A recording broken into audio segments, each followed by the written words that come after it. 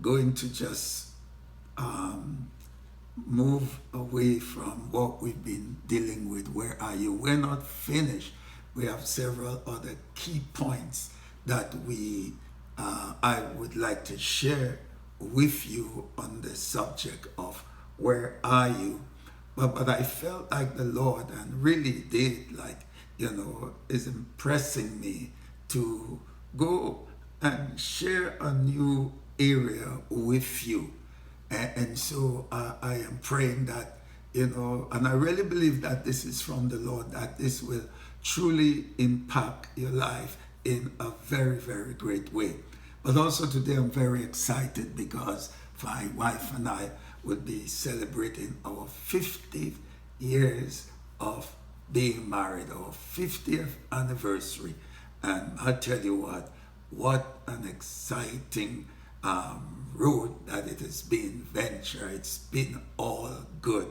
And because I am so privileged to have been blessed by God. The scripture is so true. Proverbs says, wealth, houses, and land are inherited from parents, but a prudent wife is a gift from God, a gift, a grace. And I feel like I've been so graced by having Patricia as my wife during those 50 years, and we're looking forward for some exciting time before us. We feel good, we're excited. Also, another milestone, this is also going to be 50 years of us being together in the ministry. And God has used us and blessed us and given us the privilege to minister to so many people throughout the years. I think of the people of Pembroke, Tobago, where we began, and then in Dominica, where we were for a little while, and then St. Vincent, where we were for 13 years. And oh, how I thank God so much for St. Vincent. And I believe what I am today is because of the time that I spent in St. Vincent. And there are two people in St. Vincent who really been a blessing to us in our ministry, and I'm sure the impact they made into our lives. I'm talking about Pastor Noel Clark, my friend and brother, and who worked with me, even as an assistant district superintendent, and how we were able to accomplish so many things. And the Right Honorable George Frederick, Lord, thank you so much for him. Remember when he walked into Fit Temple that evening, and I remember saying to him, George, you've come into the kingdom for such a time as this. And so I thank him, God, so much for them.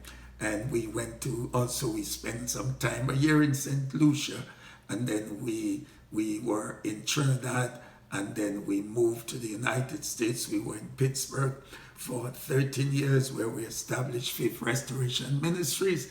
And we thank God so much for the people of Pittsburgh, in particular, Pastor Gary Metrick, how much he's been a blessing to us, how much he meant to us. He opened the door for us to come to the United States and for Pittsburgh. Think of people like Curtis Martin and Gus Sinceri and many, many others in Pittsburgh who've been a tremendous blessing to us. And here we are being in Florida, and we've been to so many parts, so many different places. We've been able to launch our ministry at a completely different level, while we are stationed in Florida, in Africa, in South Africa. We've been for 15 years, and the folks there, Lionel and Ray and John and many, many, many other people. Tanzania, where God has been blessing us and using us, and all the other places. And I think do mention Trinidad, my good friend Paul Rufus, Pastor Sam, who passed away, and Dr. Devines, and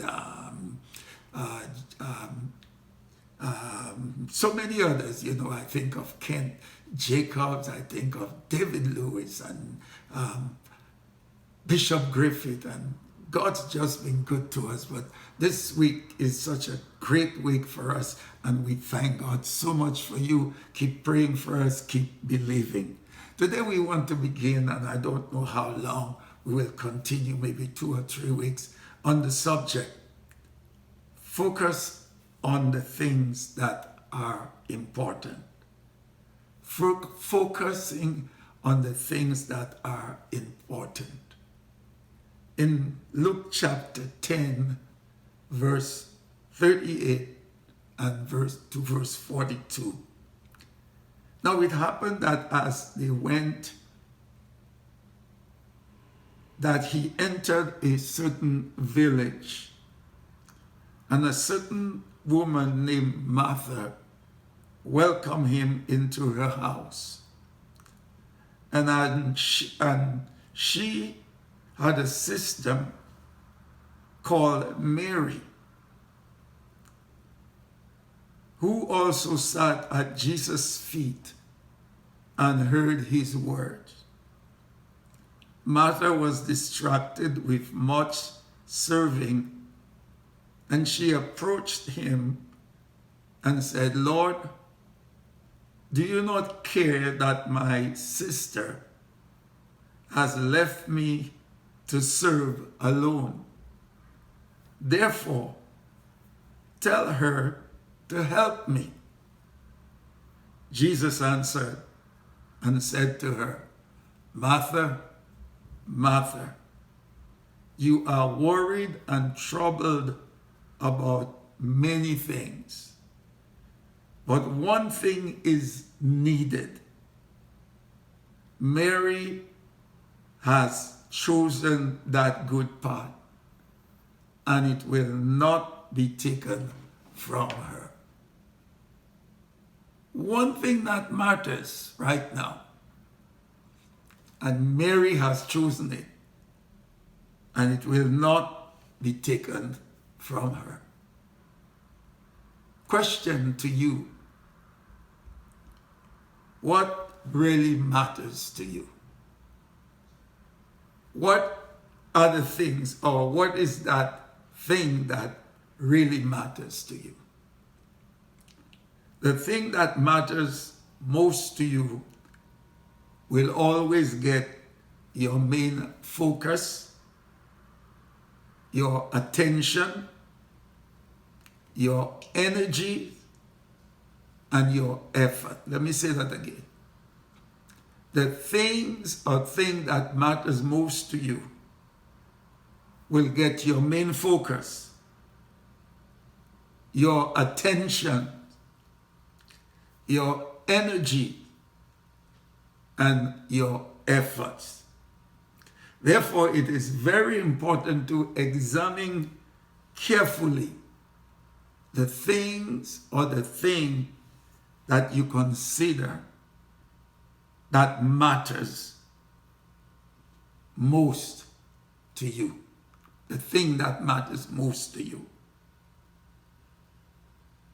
Because if it is not the right thing, if they are not the right things, then in the end, you would have wasted your time, your attention, your energy, and your effort on things that really do not matter. Let's look at the text. We see there a very interesting situation. It is believed that Jesus was well acquainted with Martha and Mary, that he seemingly, in John chapter 11, it seemed like he had a relationship with the family. Maybe having introduced the family to Jesus by the brother Lazarus, because remember when it was announced in John that Lazarus was dead, the message came to Jesus, "Him whom you love is dead." So it seemed that Jesus had a very close relationship with Lazarus that also was with the family. And one believed that Jesus spent a lot of time with Mary. Some believe that Mary's village there was in Bethpage. As you study the life of Jesus, you realize he journeyed a lot to Jerusalem, but he never spent any night in Jerusalem. He always would leave the city, and it seemed like it could have very well been that he was spending time with Mary and Martha, or given what it is. That's not the point. The point is that he entered the village and went to the house of Martha. Martha obviously would have been the elder sister. And the Bible tells us that Jesus came into the house, and Mary immediately went into that mode of entertaining Jesus. She went in the kitchen and she was, I would say, maybe cooking up a storm. And the thing that you must understand that is very important there, that you need to understand as we talk about things that matter, because you spend your energy in what you think that matters. That Martha went into her mode, and no doubt she had that gifting, that quality. She was maybe a good cook, good at entertaining. But the thing that she missed, and we will deal with that later, she failed to recognize what was really the mind of God. Or one would say, as we deal with it later, what was the will of God at this particular time for her when Jesus came into the house. So she went in the kitchen and she began cooking and serving, and she became very annoyed with her sister, because when Jesus came into the house, I don't know if that was the customary thing, that we are told that Martha went into the kitchen and and Mary stayed at the feet of Jesus. She sat in the living room with Jesus, and Mary was just sitting, so almost like doing nothing. Well, I want you to notice it was more than just sitting. So Mary went into the kitchen. She think that what she was going to do is important. This is the thing that matters. Someone said she's cooking food for God, but not ever even asking him if he was hungry. And so she became so annoyed with her sister that she went to Jesus complaining about Mary. Have you ever found yourself complaining about somebody to Jesus? Or have you found yourself talking or praying about somebody when you should be praying for them? You think that they are in the wrong. But who are you to make that judgment? And so she went to Jesus and she said, Jesus, it is not fair. What she's doing is not right. Have you ever desired that God would correct somebody? Because from your perspective, that person is not doing what you think that they should be doing? Maybe you have that gift, but that don't mean that other person has the gift, because remember, with every gift comes a grace. Maybe that person don't have the gift. They don't have the grace to do what you're doing. And who are you? Who are we to complain about them to the Lord? Bible says in Romans, to his own master he rise or fall. Who are you to judge another person's behavior when it is so important for us to look at our behavior? And so she went to Jesus, and Jesus' response was her, it's almost like a mild rebuke. Oh, Martha, Martha, Martha, you are troubled and worried about so many things, but one thing that matters at this time, one thing that matters. And Mary have chosen it. Notice, it's a choice that you make. Mary made a choice to choose that one thing that mattered at this time, because that one thing was exactly what was the plan and the will of God. We're going to continue with this next week because there's so much to unwrap in this teaching. But I'm praying that, you are focusing and asking yourself the question even more. In all the things that are doing, do they really matter? What is that thing that really matters? Because I'll tell you where. That thing that matters is going to have eternal, effects. What really matters? So, Father, I pray in the name of Jesus that you will help us to examine ourselves, to find out what is the thing that really matters. Is it in your will for our lives?